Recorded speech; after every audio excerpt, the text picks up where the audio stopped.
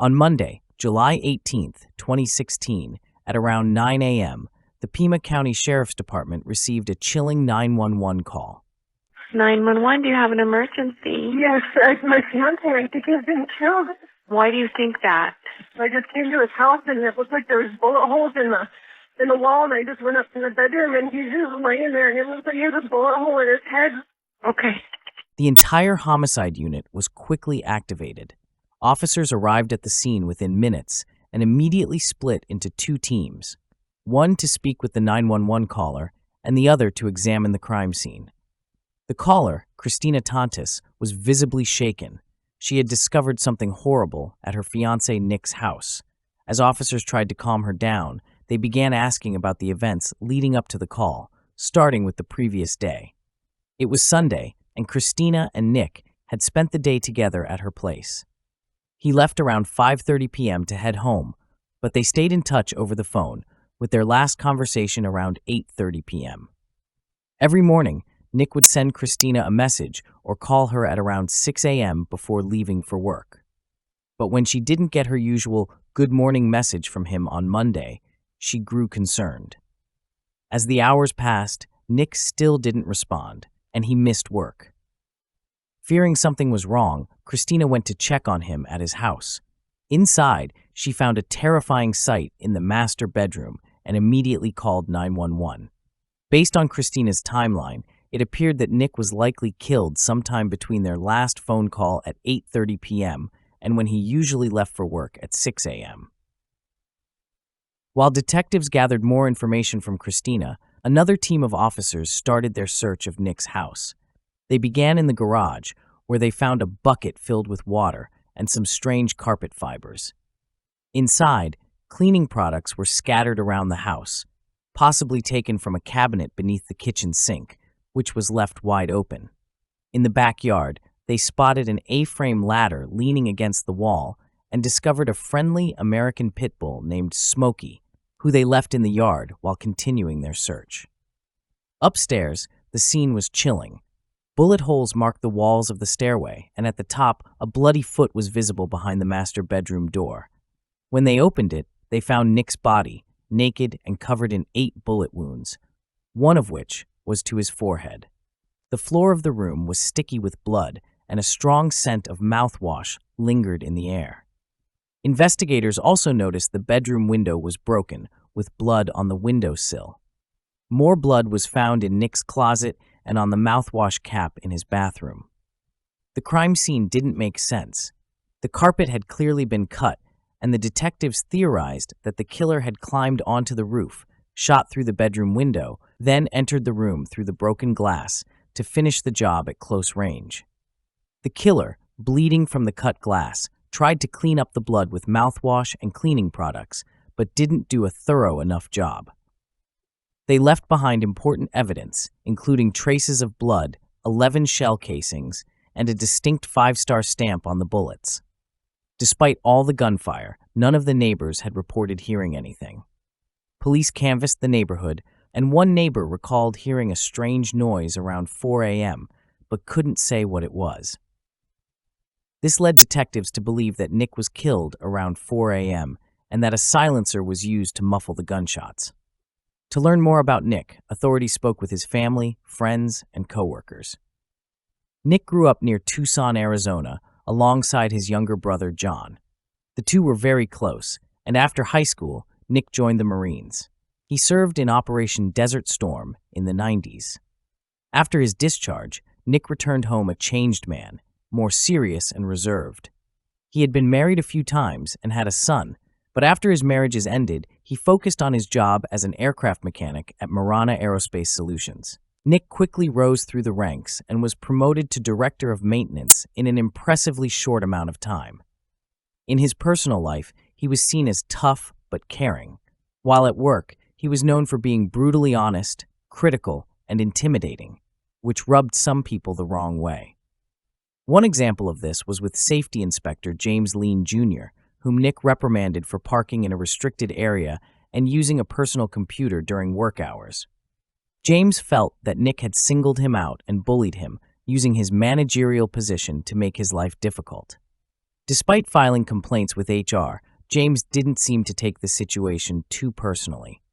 Anybody you know that wants to kick his ass? Kick his ass? No. Although James didn't have any ideas about who might want to harm Nick, Nick's family had a few theories. If there's one thing to know about Nick, it's that he had a reputation as a ladies' man with a long list of romantic relationships, many of which were complicated. Detectives uncovered that Nick's second ex-wife had once threatened to kill him. In another unsettling incident, one of Nick's ex-girlfriends broke into his home, and he woke up to find her sitting and watching him and his new girlfriend sleep. The detectives followed up on these leads, but none of them led anywhere significant. However, Nick's romantic history didn't end there. Nick was engaged to his fiancée, Christina, the woman who had made the 911 call.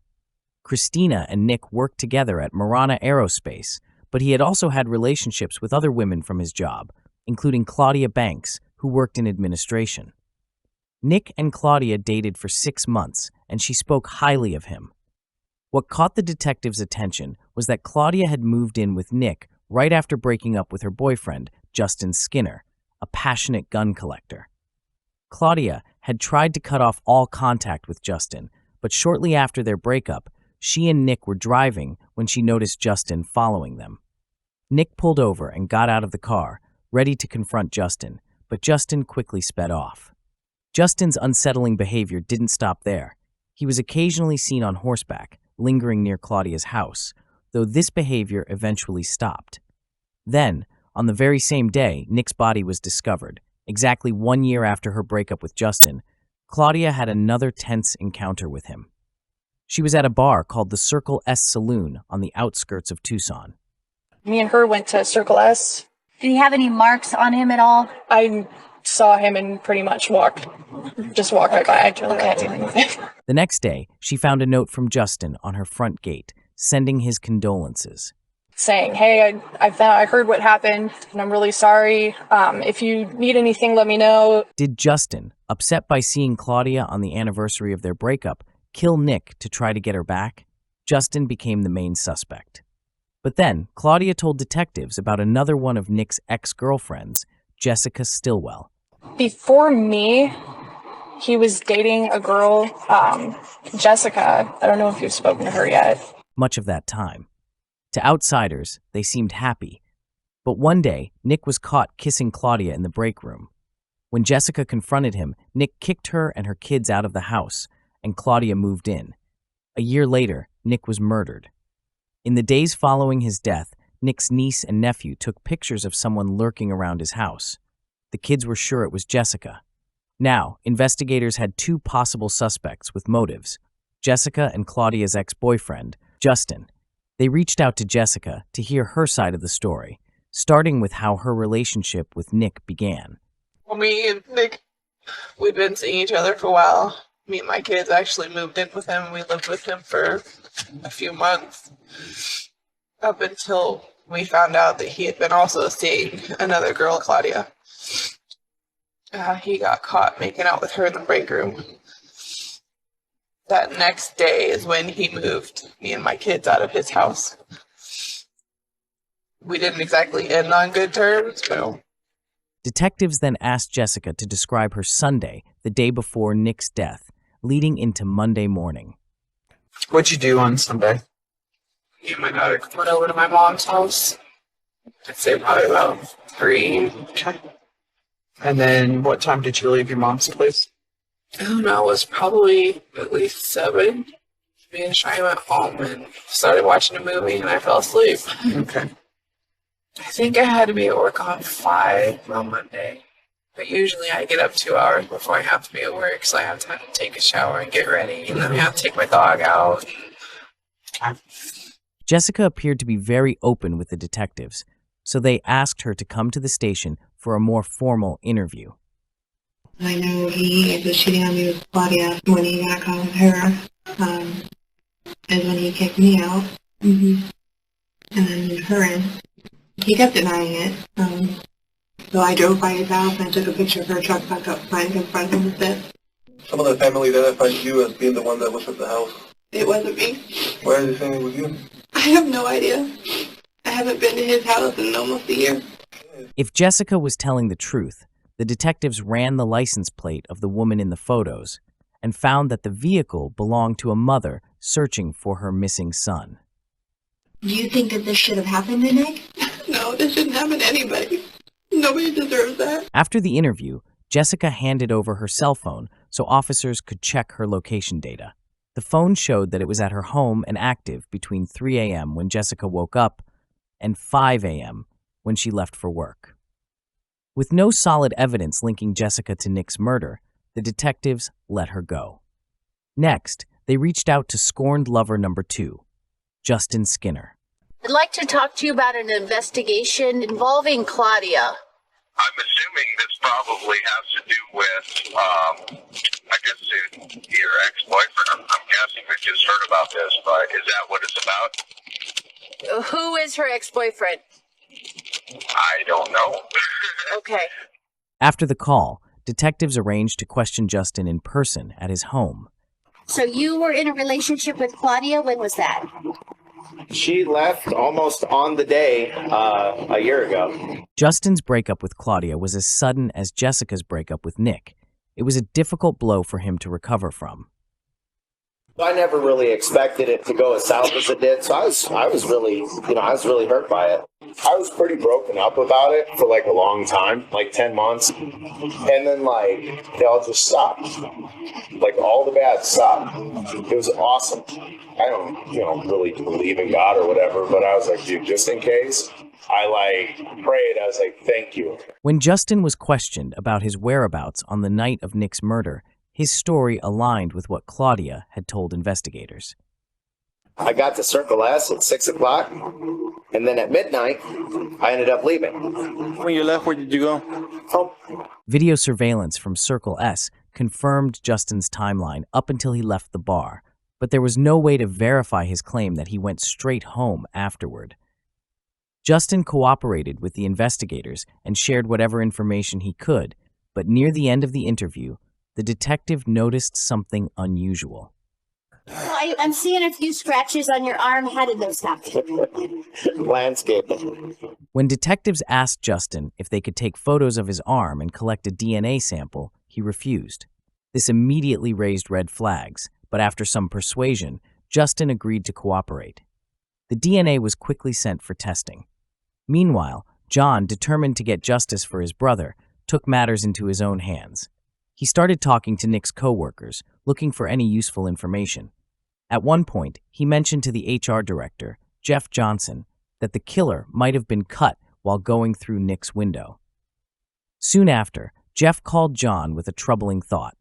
He had a bad feeling about someone who had previously filed a complaint against Nick, James Lean.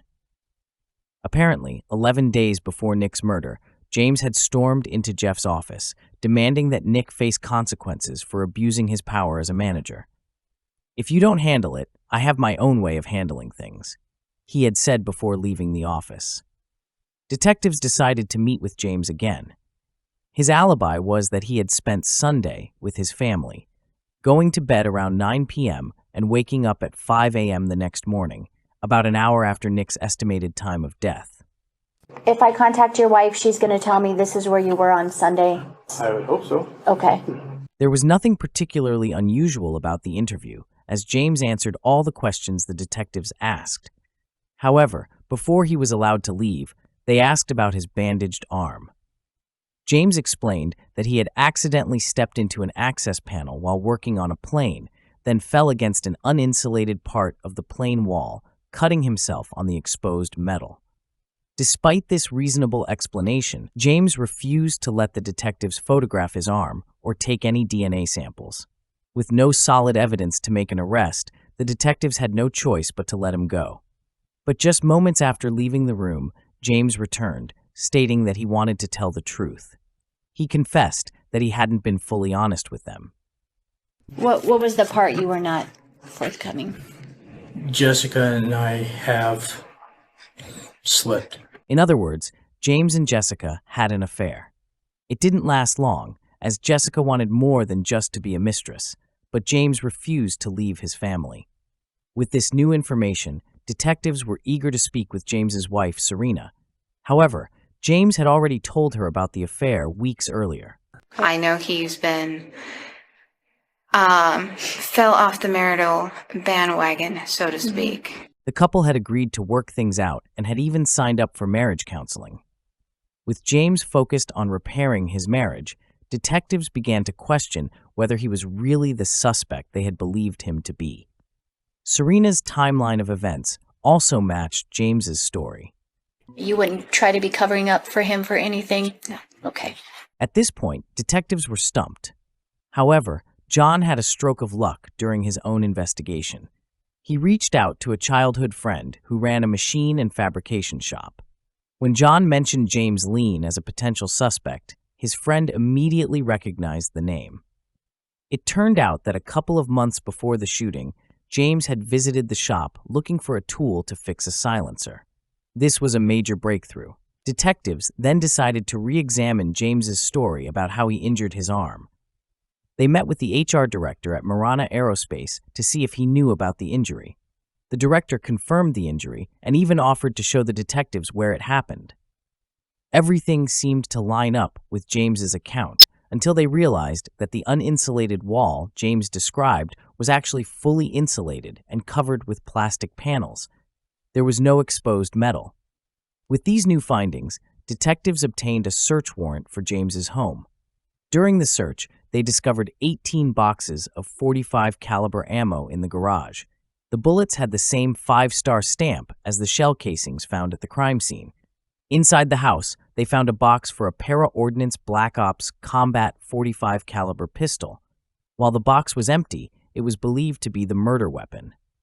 They also found another empty box for a silencer that would fit the gun. Further inspection of the Lean family van revealed off-white carpet fibers that matched those found in Nick's garage and bedroom.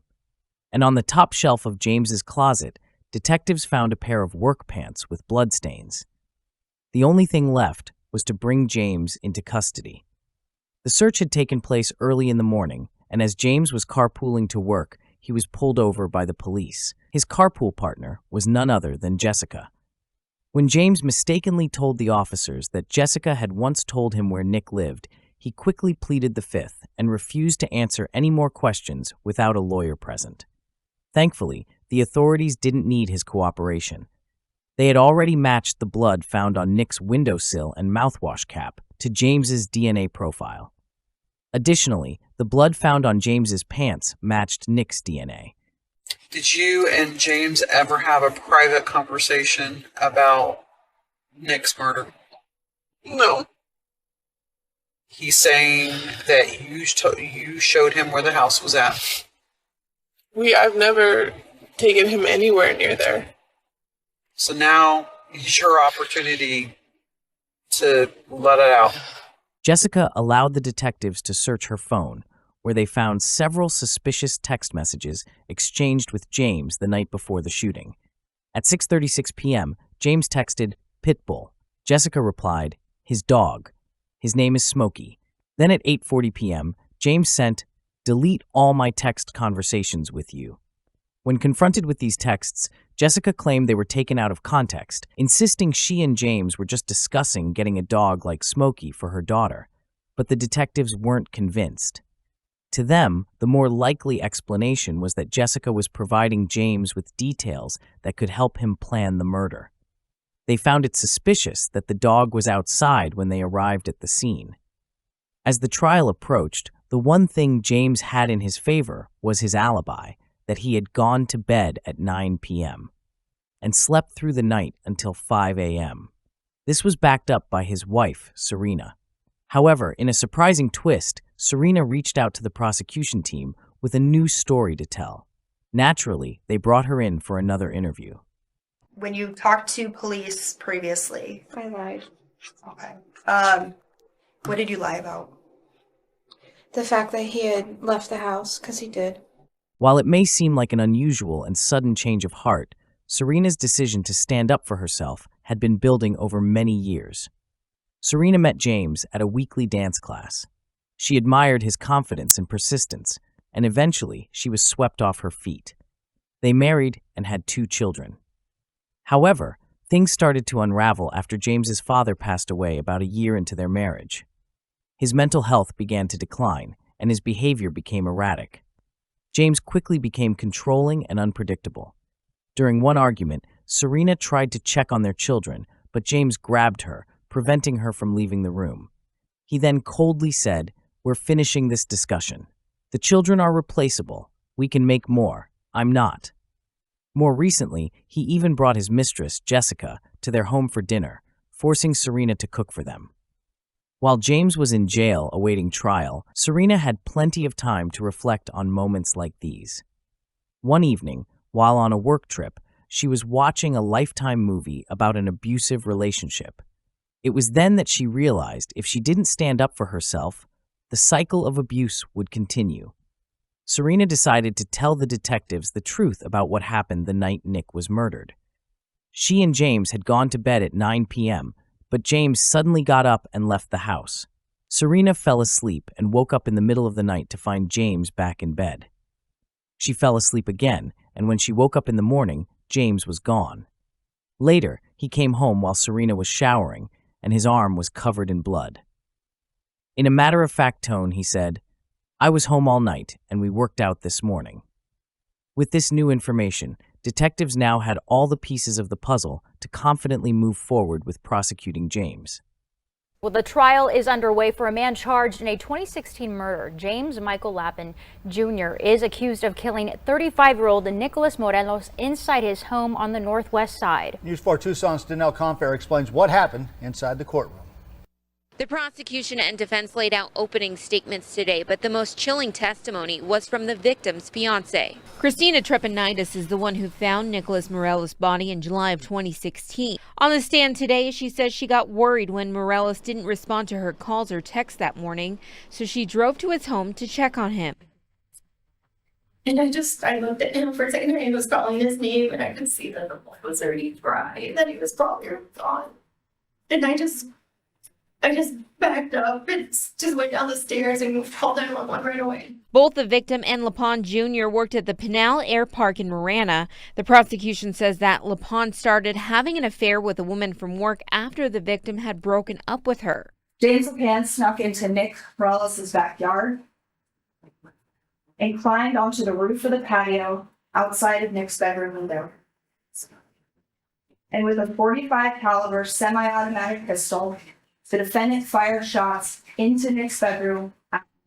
She says Lapon cut his arm on glass from the window, leaving behind a trail of blood. But the defense says the DNA doesn't prove his client's guilt. The prosecution dismissed the defense's claims, and when it came time for deliberations, the jury didn't take long to reach a verdict. We, the jury, do find the defendant, James Lapon, guilty of the offense first-degree murder. James Lean Jr. was found guilty of burglary and first-degree murder in the death of Nicholas Morelos. He was sentenced to life in prison and is currently incarcerated at the Arizona Department of Corrections. As for James and Serena's relationship, their divorce was finalized in 2019. Jessica Stillwell was never charged for her involvement in Nicholas Morelos' murder.